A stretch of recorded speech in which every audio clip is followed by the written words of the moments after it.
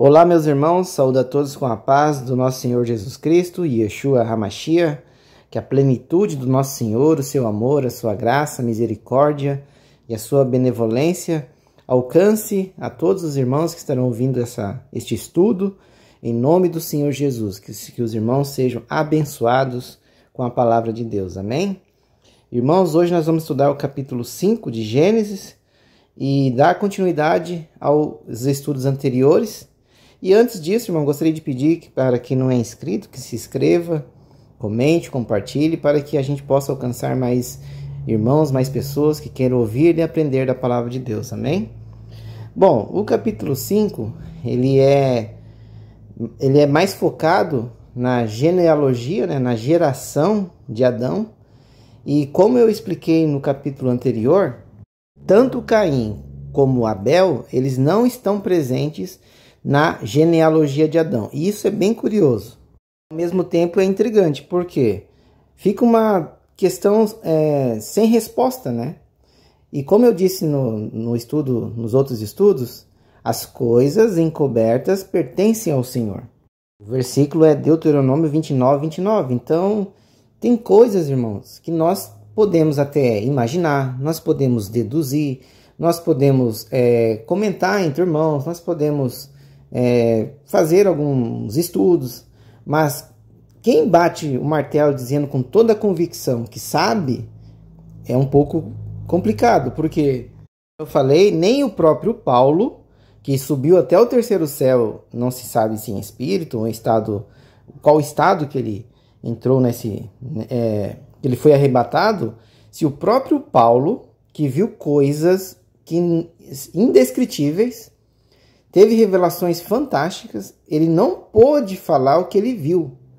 Então, como pessoas vão dizer o que realmente aconteceu no Éden se as pessoas também não viram? E Paulo, que viu coisas inefáveis, coisas incríveis e até espantosas, né, para nós que somos carnais e seres físicos, ele não pôde falar. Tanto que ele recebeu um espinho na carne. Amém? Então, nós podemos sim deduzir, comentar, né? Não é um estudo, como eu sempre falo, aprender sobre Gênesis 3 não é um estudo salvífico, tá? Se você não souber qual foi o pecado original, você não vai conseguir alcançar a misericórdia e tudo mais, você não vai conseguir entender a Bíblia. Não tem nada a ver uma coisa com a outra. Agora sim, nós podemos deduzir com base no pecado que existe no mundo. E se os irmãos observarem, todos estão ligados à questão sexual, carnal, pelo que se diz lá, pelas palavras e as metáforas e as profecias que Deus revela nos profetas, a gente chega a essa conclusão. Mas bateu o martelo, eu sei exatamente o que aconteceu. Isso ninguém sabe, irmãos. E antes de continuarmos, vamos fazer uma oração, agradecer ao Senhor, pedir que Ele venha com a sua iluminação, com a sua luz verdadeira, a sua luz de vida, resplandecer em nossos corações, em nosso entendimento, nos trazendo a revelação da sua palavra, amém? Pai querido, Senhor amado, louvado e exaltado seja o teu santo nome, Senhor. Tu que criaste todas as coisas, tu que é o Deus poderoso, o único Deus, aquele que traz e que trouxe revelação das coisas ocultas, que trouxe do invisível as coisas visíveis, e dando nome a todas as coisas como se elas já existissem. Tu és poderoso, Pai querido. Nós viemos te louvar e agradecer, pedir que o Senhor esteja conosco em mais um estudo e mais um aprendizado da Tua Palavra. Peço a Ti, Senhor, que abençoe a cada irmão que estará ouvindo este estudo, que eles sejam enriquecidos e fiquem plenos da Tua sabedoria e da Tua glória, Pai. Abençoe e cuide dos irmãos, Pai. Em nome do nosso Senhor e Salvador Jesus Cristo. Amém. Como eu disse, eu creio sim numa vertente, naquilo que eu entendo como foi uma questão carnal, uma questão pesada, como eu expliquei. O próprio livro de Tiago diz que o pecado, para que ele seja realmente um pecado, ele precisa ser aceito espiritualmente. Quando a pessoa pensa, deseja, ela aceita aquela vontade, e para que se seja caracterizado como pecado, precisa ser consumado. Então, com base nessa estrutura, eu cheguei à conclusão que do que houve no Éden foi uma questão abominável ligada a questões sexuais. Agora, dizer como foi, exatamente o que houve, se é ou não é Caim filho ou não filho, né, de Satanás, são questões de especulativas. Eu acredito que seja, mas é uma especulação. Porque Abel também não está na genealogia. E daí? Como é que fica essa questão? Então, existem várias teorias, vários argumentos, né? Eu acredito que foi um pacto, tá? Foi algo selado, foi um pacto. E a própria palavra diz que Deus teve que desfazer as obras do diabo, teve que desfazer o pacto. E foi feito um pacto de sangue e de morte na cruz. A própria mãe do Senhor em carne, né? Que não é a mãe sempre, né? Foi um papel dela aqui, Maria.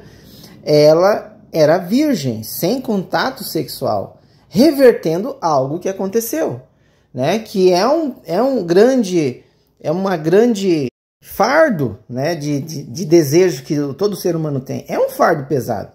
É algo que você percebe que as pessoas tentam destruir as nossas crianças, tentam sexualizar as pessoas o quanto antes, o quanto mais cedo, para que o mundo fique estilo Sodoma e Gomorra, onde as pessoas estão totalmente carnais e as trevas começam a crescer e dominar a terra. É só os irmãos perceberem qual o caminho que o mundo está seguindo, dessas bandeiras coloridas, que os irmãos sabem do que eu estou falando, de toda a perversidade que está crescendo, e todas elas ligadas a questões sexuais. Deuses antigos, mitos antigos, todos eles estão ligados, né, à fertilidade, a questões sexuais, a produções, a procriação, né, a reprodução de gestacional, através de rituais de fertilização, que eram feitos com vários tipos de prazeres carnais. Então tem essa carga energética, né, que pesa no ser humano na questão de vontades, né? Mas o que eu quero focar aqui no capítulo 5 é que na genealogia de Adão, né, é um capítulo que basicamente todo focado na genealogia de Adão, é importantíssimo porque Lucas vai usar essa genealogia, né? Que ele vai dizer que Jesus ele faz de trás para frente, né? Mateus faz de Abraão até Jesus e Lucas faz de José, né, até chegar em Adão. E daí ele fala e Adão de Deus, ou seja, essa conexão da genealogia de Jesus até Adão é interessante porque Paulo fala que Cristo é o último Adão. Então Lucas ele faz essa ligação para dizer que tanto Adão quanto Cristo, eles vieram de uma forma diferente. Adão não foi feito por homem, Adão não veio de questões carnais, né? Ou seja, de relação sexual entre um homem e uma mulher. Adão foi feito diretamente por Deus. Só que, como eu expliquei na criação do homem, o homem que Deus criou, a mente, a consciência, a vida espiritual, que é semelhante a Deus, imagem e espírito, ela precisava de um corpo terreno físico da terra para que esse espírito governasse a terra. Então, por isso que esse espírito é terreno, ele foi feito para governar a terra. E quando Deus conecta esse espírito no corpo, é ligado na terra e ligado nos céus. E quem disse isso foi o nosso Senhor Jesus, logicamente, quando ele fala para Pedro, né? Só que Paulo, lá no livro de Hebreus, principalmente no capítulo 9, Paulo vai falar algo muito importante. Aliás, o livro de Hebreus eu recomendo que os irmãos leiam, abram o coração, orem ao Senhor e leiam. É um livro revelador que conta toda a história, muito da história de entendimento da Bíblia acerca de Cristo está no livro de Hebreus. Por isso que Paulo diz que ele também, quando Paulo fala que o Deus também se fez homem, é a mesma coisa que João fala. E ele também participou das mesmas coisas que nós, que todo ser humano participa. Só que quando Deus faz Adão, ele faz Adão com o propósito de governar a terra. Deus dá essa autoridade para Adão, mesmo sabendo que ia cair, mesmo sabendo que os anjos iam se corromper. Deus sabia de tudo isso. Mas eu creio, pensando com a mente de Cristo, que nós temos que pensar como Deus, não que nós... eu vou colocar entre parênteses aqui, né? Não que nós somos deuses no sentido de entendimento e tudo mais, mas Paulo diz que nós temos que pensar com a mente de Cristo. Então, pensando com a mente de Cristo, o que eu entendo, visualizando tudo o que aconteceu? Deus, ele faz todas as coisas, dá uma oportunidade, igual quando uma pessoa tem uma empresa, ela dá uma oportunidade, agora você vai ser o diretor-geral dessa empresa, vou dar tudo nas tuas mãos, mas se você não corresponder àquilo que eu estou te dando, eu vou tirar de você. Amém? Dito isso, dessa longa introdução, eu vou passar para a irmã Larissa, tá? E ela vai dar continuidade no estudo e depois eu vou explicar a genealogia de Adão. Amém? Gênesis capítulo 5. Este é o livro da genealogia de Adão. No dia em que Deus criou o ser humano, à semelhança de Deus o fez. Deus os criou homem e mulher, os abençoou e lhes deu o nome de ser humano no dia em que foram criados. Adão viveu 130 anos e gerou um filho à sua semelhança, conforme a sua imagem, e lhe deu o nome de Sete.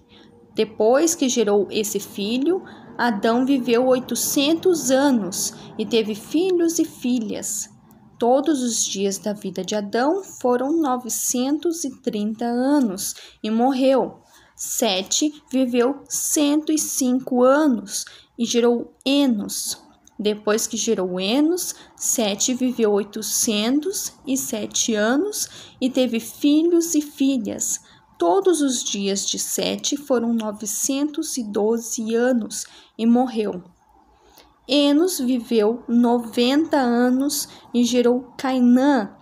Depois que gerou Cainã, Enos viveu 815 anos e teve filhos e filhas. Todos os dias de Enos foram 905 anos e morreu. Cainã viveu 70 anos e gerou Malaléu. Depois que gerou Malaléu, Cainã viveu 840 anos e teve filhos e filhas. Todos os dias de Cainã foram 910 anos e morreu. Malaléu viveu 65 anos e gerou Jared. Depois que gerou Jared, Malaléu viveu 830 anos e teve filhos e filhas. Todos os dias de Malaléu foram 895 anos e morreu. Jared viveu 162 anos e gerou Enoque. Depois que gerou Enoque, Jared viveu 800 anos e teve filhos e filhas. Todos os dias de Jared foram 962 anos e morreu. Enoque viveu 65 anos e gerou Metusalém. Enoque andou com Deus e depois que gerou Metusalém, viveu 300 anos e teve filhos e filhas. Todos os dias de Enoque foram 365 anos. Enoque andou com Deus e não foi mais visto, porque Deus o levou para junto de si. Metusalém viveu 187 anos e gerou Lameque. Depois que gerou Lameque, Metusalém viveu 782 anos e teve filhos e filhas. Todos os dias de Metusalém foram 969 anos e morreu. Lameque viveu 182 anos e gerou um filho. Deu-lhe o nome de Noé, dizendo: Este nos consolará dos nossos trabalhos e das fadigas de nossas mãos, nesta terra que o Senhor amaldiçoou. Depois que gerou Noé, Lameque viveu 595 anos e teve filhos e filhas. Todos os dias de Lameque foram 777 anos e morreu. Noé tinha 500 anos de idade e gerou Sem, Cã e Jafé. Amém, meus irmãos. Louvado seja Deus. Hoje, irmãos, a gente está publicando na segunda-feira, porque final de semana foi bem corrido para nós. Alguns irmãos já sabem, nós mudamos de cidade, nós viemos para cá com uma proposta de trabalho, né? Foi bem difícil no mês de outubro, bem complicado, bem corrido, mas Deus nos abençoou. E final de semana a gente tem bastante cliente para atender, por isso que não dá para... a gente resolveu publicar de segunda a sexta, assim também os irmãos final de semana, né, podem fazer as suas coisas. E durante a semana os irmãos tiram um tempinho para ouvir e estudar a palavra de Deus. Eu creio que é um tempo legal, sim, de estudo. Amém? Então vamos continuar. Como eu falei anteriormente, Deus, né, usei até a analogia de uma pessoa que tem uma grande empresa, ele dá essa empresa prontinha, a empresa está rodando, está faturando alto, está tudo certo. Ele capacita uma pessoa, ensina tudo para ela, desde do início da produção lá, né, até o final, até a embalagem, entrega, tudo, até a finalização, entrega ao cliente, atendimento, tudo ele passa para essa pessoa. E ele entrega a empresa, olha, está nas tuas mãos. Só que se você vacilar, eu tiro de você. E você não vai mais ter nada disso aqui. Então, basicamente, Deus dá essa oportunidade para ver se o homem era capaz, mesmo ele sabendo como errar. Um exemplo disso, tem coisas que eu falo para minha filha, eu sei que ela vai... Por exemplo, eu falo, cuidado ao correr que você vai tropeçar e cair, filha. Eu sei que ela vai tropeçar e cair. Mas por que eu deixo ela correr então? Porque ela vai aprender. Ela vai aprender com seus tombos. Amém? E Deus, ele capacita Adão a um ponto de ser o suficiente para ele passar pelas provações. Só que Adão, por algum motivo, os quais só Deus sabe, se deixou corromper. Amém? Então, sempre pense o seguinte, Deus ele dá a oportunidade, deu a oportunidade para a humanidade, sabendo de todas as coisas que acontecer, e depois ele tira para ele.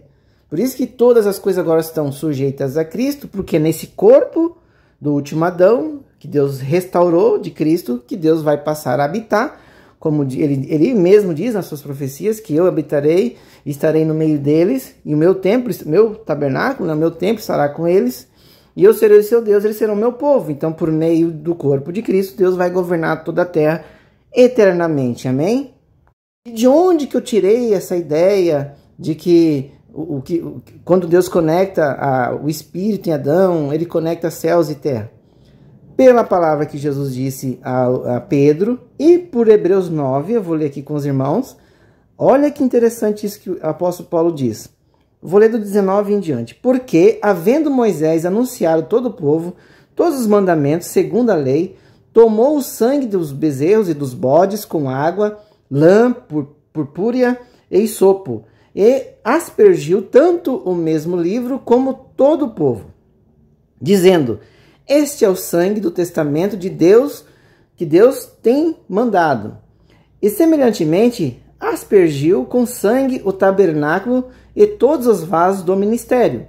E quase, tá? Todas as coisas, segundo a lei, se purificam com sangue, e sem derramamento de sangue não há remissão.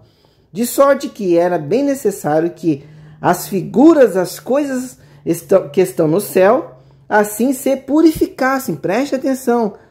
As figuras das coisas que estão no céu, assim se purificassem. Mas as próprias coisas celestiais com sacrifícios melhores do que estes. Porque Cristo não entrou no santuário feito por mãos, figura do verdadeiro, porém no mesmo céu, para agora comparecer por nós perante a face de Deus. Nem também para si mesmo se oferecer muitas vezes como sumo sacerdote, cada ano entra no santuário com sangue alheio. De outra maneira, necessário lhe fora padecer muitas vezes, desde a fundação do mundo. Mas agora, na consumação dos séculos, uma vez se manifestou para aniquilar o pecado pelo sacrifício de si mesmo. E como homem, aos homens, está ordenado a morrerem uma vez, vindo assim depois o juízo, assim também Cristo, oferecendo-se uma vez para levar os pecados de muitos, aparecerá a segunda vez sem pecado aos que esperam para a salvação. Eu não vou entrar em detalhes aqui, mas quando é que Cristo aparece para nós? Quando nós vamos lá diante dele e confessamos nossos pecados, e ele já tem tomado para si. Então ele traz para nós a luz da salvação e nós passamos a fazer parte da nova aliança. Mas o que eu quero mostrar aqui para os irmãos? Que o templo que Paulo está falando é o corpo de Cristo. E quem diz isso também é o próprio Senhor Jesus. Vamos ler? João 2, do 19 ao 22. Jesus respondeu e disse-lhes: destruí este templo e em 3 dias o levantarei. Está dizendo, eu vou levantar este templo em 3 dias. Disseram, pois, os judeus: em 46 anos foi edificado este templo e tu o levantarás em 3 dias? Mas ele falava do templo do seu corpo. Quando, pois, ressuscitou dentre os mortos, os seus discípulos lembraram-se de que lhes dissera isto e creram nas Escrituras e na palavra que Jesus tinha dito. Então Jesus disse nessa passagem que ele disse derribar esse templo, está dizendo para os fariseus derrubarem o templo. Logicamente, quando ele fala derrubar este templo, ele está dizendo, vocês vão me matar, mas eu vou reerguer no terceiro dia, que foi o que aconteceu. Então, este templo que Jesus entra é o próprio corpo, ou seja, ele precisava passar por todas as provações, desde a concepção, como eu falei para os irmãos, através do Espírito, que é o Espírito de Deus que constrói este corpo, não feito por mãos, como Paulo vai dizer aqui no livro de Hebreus. Olha, aqui, ó, onde é que está aqui? Hebreus 9, 24, porque Cristo não entrou num santuário feito por mãos, ou seja, por mãos humanas, né? Figura do verdadeiro, ou seja, o tabernáculo que Moisés pediu para edificar, né, amando, né, a ordem de Deus, era semelhante ao verdadeiro. Amém? E onde é que está aqui? Porém no mesmo céu, certo? Mas as próprias coisas celestiais, no mesmo céu, para agora comparecer por nós perante a face de Deus. Ou seja, Jesus estava restaurando o templo caído de Davi. E isso está no livro de Amós. Naquele dia levantarei a tenda caída de Davi, consertarei o que estiver quebrado e restaurarei as suas ruínas. Eu reerguerei para que seja como era no passado, para que o meu povo conquiste o remanescente de Edom, todas as nações que me pertencem, declara o Senhor que realizará essas coisas. Ele está dizendo, Yahweh, Deus, né, o Todo-Poderoso, está dizendo que ele vai restaurar o tabernáculo caído de Davi. Jesus fala no livro de Hebreus que derrubar este templo eu o levantarei. Jesus está falando a mesma coisa que lá em Amós, né, Yud Rei Vav Rei, Yahweh, né, conforme as pessoas chamam, Deus Todo-Poderoso, disse que ele levantaria. Amém? E também lá no livro de Atos 15, 16, diz assim, ó, depois disso voltarei e reedificarei o tabernáculo de Davi, que está caído, levantá-lo-ei das suas ruínas e tornarei a edificá-lo. Tudo aqui está conectado ao corpo caído, ao templo caído, ou seja, Adão caiu, o templo caiu, Deus não estava mais presente no templo, precisava ser reestruturado, reerguido, né, renovado por meio de um outro corpo sem pecado, que é o corpo de Cristo. Por isso que esse corpo sem pecado veio de uma virgem, não houve relações sexuais humanas, não foi feito por mãos humanas, não teve ação humana, feito por mãos, não teve ação humana. Qual que é a ação humana para um filho nascer aqui na terra? O ato sexual entre o marido e a mulher. Qual que foi a ação para que Cristo nascesse? Foi divina, foi Deus que fez o corpo. Deus não precisa de ninguém para fazer este corpo. Deus pode fazer ele mesmo. E utilizou Maria, né, virgem, sem impureza. Ainda não tinha a impureza dos desejos carnais, ainda não tinha consumado, ainda não tinha praticado. Então, Jesus vem de uma forma limpa, de uma virgem, amém? E aí sim, este corpo vai passar pela morte, né? Porque sem derramamento de sangue não há perdão. E por que ele passou pela morte? Porque o salário do pecado é a morte.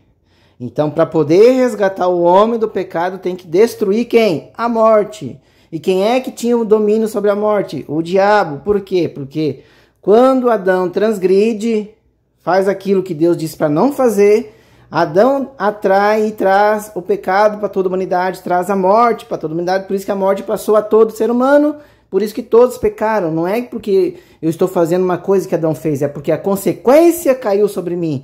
Senão toda a humanidade não teria morrido, irmãos. É por isso que Paulo fala que a morte passou a todos os homens e todos pecaram. Amém? Por que eu estou fazendo toda essa introdução? E olha que o capítulo 5 eu disse que não era de muita coisa. Mas para os irmãos entenderem dessa genealogia que Lucas vai fazer, né, de José até Adão e Adão de Deus. Amém, irmãos? E Paulo, né? Paulo, ele vai usar essa analogia que Jesus é o último Adão. Não tem algumas está segundo, mas é o último. Primeiro Adão, o último Adão. Amém? Então nós vamos ler aqui, né? Rapidamente, porque a irmã Larissa já leu, né? Olha aqui, ó. Este é o livro das gerações de Adão. E Caim e Abel não estão, tá? Este segredo pertence a Deus, ninguém sabe, tá, irmãos? Existe a teoria da semente da serpente, existe a teoria de várias questões, né? Porque Abel não deixou filhos, por isso que ele não está na genealogia. Mas os filhos de Arão também não deixaram filhos, mas eles aparecem como filhos de Arão. Os dois que morreram porque levaram fogo estranho, eles não deixaram filhos, mas estão na genealogia. Só não tem continuidade deles, amém? E agora, não aparece nem Abel. Então, é uma incógnita, amém, irmãos? E, como eu sempre digo, deixa lá, né? Porque se a gente começar a cavar muito fundo, é capaz de a gente se perder. Vamos ficar com aquilo que é mais fácil de entender, amém? Então, este é o livro das gerações de Adão. No dia em que Deus criou o homem, à semelhança de Deus, ele o fez. Então, aqui é puxado a mesma temática, né? Mesmo tema, a informação de Gênesis, quando Deus fala, e criou Deus o homem à sua imagem e semelhança. Aqui é um foco, irmãos. É como assim, ó. Se houvesse o que ficou no Éden, ficou para trás. Agora, daqui para frente, é uma nova história. É como se isso estivesse acontecendo. Por isso que Abel, o nome Abel é vaidade, sopro, algo passageiro. Por isso que Abel foi ceifado muito cedo. Amém? E Caim significa lança, né? Por isso que uma lança também perfurou Cristo. Ele feriu, mas não matou. Só feriu, porque o nosso Senhor vive. Amém? Você vai se perguntar, Eliseu, mas qual que é o sentido do Lúcifer, Satanás, o anjo, né? Vamos usar o termo anjo. Por que ele tinha que ter um filho? Qual que é a ideia? Perder a eternidade por troca disso? Como eu disse, Adão recebeu uma autoridade muito grande para governar toda a terra. Tudo estava sujeito a Adão. Tudo. Preste atenção. Adão só estava abaixo de Deus. Um pouco fizeste abaixo de Deus. Ele foi feito um pouco abaixo de Deus. E Deus deu autoridade para ele sobre todas as coisas. Ele era o templo de Deus. O tabernáculo que Deus também ia habitar. Amém? É um poder e glória muito grande. Por algum motivo, quais nós não sabemos, mas que a Bíblia descreve, como diz nas profecias de Ezequiel, Isaías, elevou-se a tua... por causa da tua formosura, elevou-se a tua grandeza, a tua fome de poder foi elevada, se corrompeu, foi achada iniquidade em você, grande anjo, querubim, lindo, ungido, que era um anjo que Deus consagrou ele. Subiu a cabeça, irmãos, Deus deu liberdade. Deus não fez anjos e o ser humano para ser robô. Programou lá, você só vai fazer isso que eu estou mandando. Não, ele deu a liberdade. Mas ele nunca deixou de ser Deus, ele nunca deixou que a coisa virasse bagunça. Quando os anjos, no capítulo 6, que nós vamos estudar, eles também são convencidos a deixar a sua morada, Deus mandou o dilúvio. Deus não vai deixar que as coisas sejam como eles querem. Por isso que Deus não perdoou o mundo antigo. O mundo antigo é o mundo da era onde as trevas, por meio dos anjos caídos, governaram o mundo. Deus deixou. E depois a destruiu com água e agora vai ser destruído com fogo. Ou seja, a terra vai ser restaurada. Amém? E a semente que Jesus usa, né, que um homem semeou, né, boa semente na terra, e à noite veio o inimigo e semeou o joio no meio do trigo. Por quê? Se Deus governaria a terra por meio de Adão, logicamente o inimigo, colocando uma semente na mulher, governaria a terra por meio da sua semente, que começa com Caim.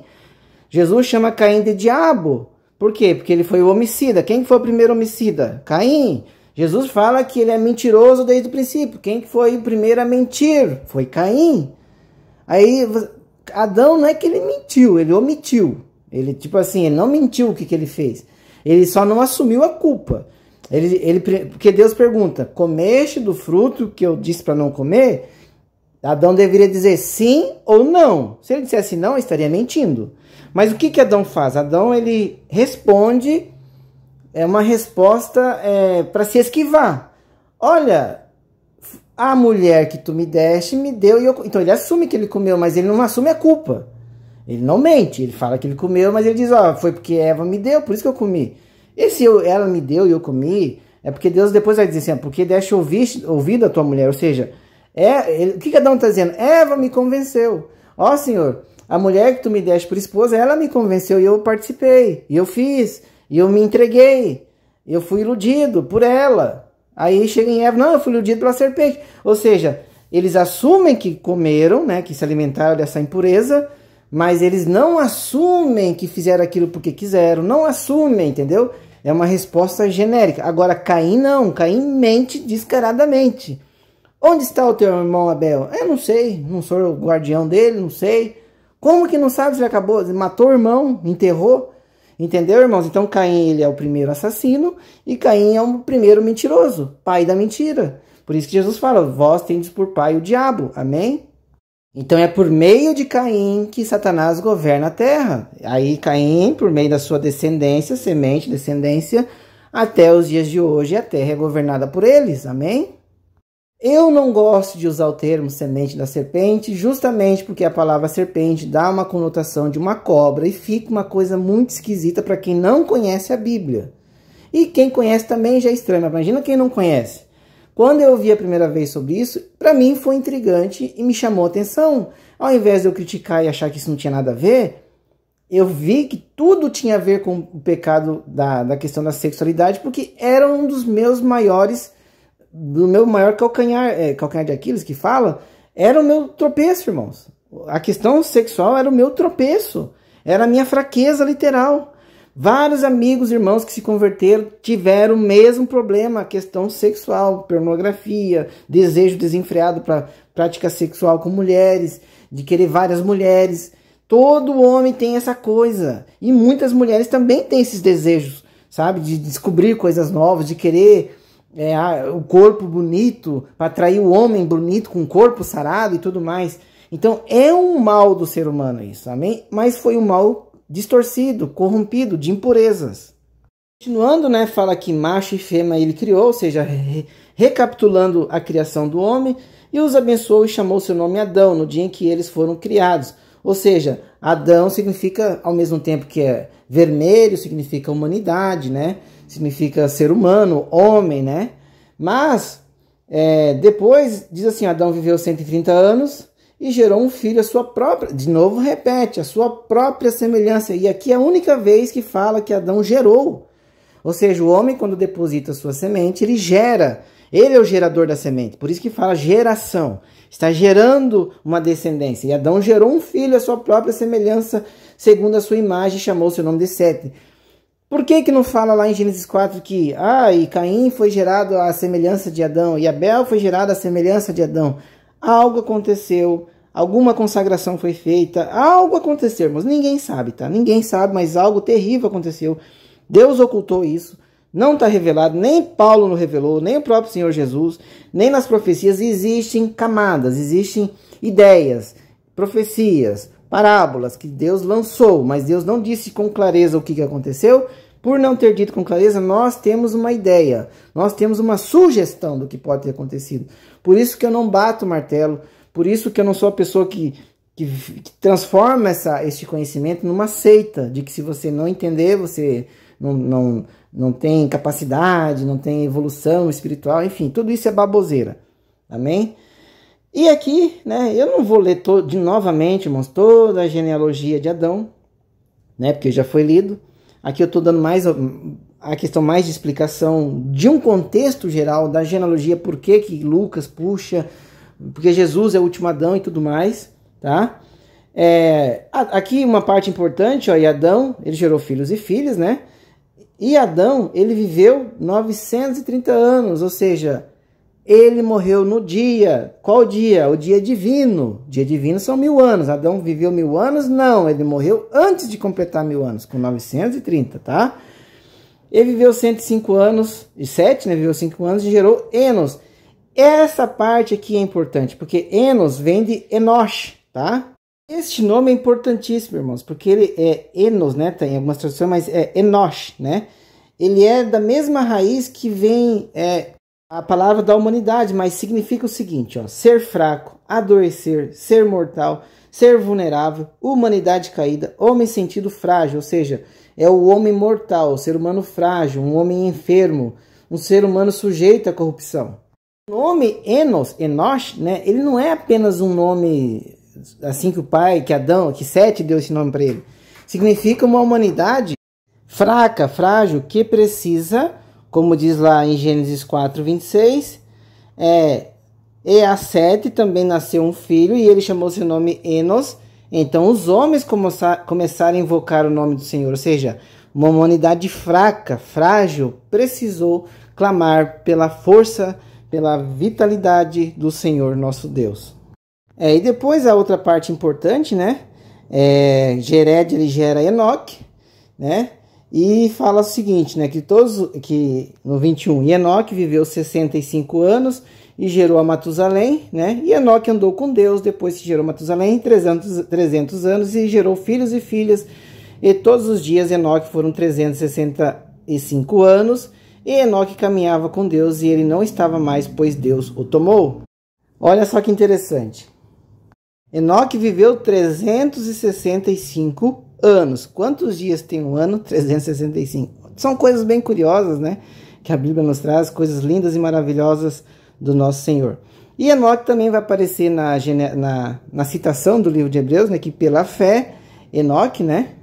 Foi transladado e não viu a morte, né? E não foi achado porque Deus o transladara, ou seja, Deus o arrebatou, porque ele andava junto com Deus, dando testemunho, né? E agradou a Deus. Quando fala que Deus o tomou, irmãos, tem muitas pessoas que falam assim, Enoque não morreu. Não, irmãos, Enoque não viu a morte como os homens da época viram a morte vindo para eles, com violência e tudo mais, né?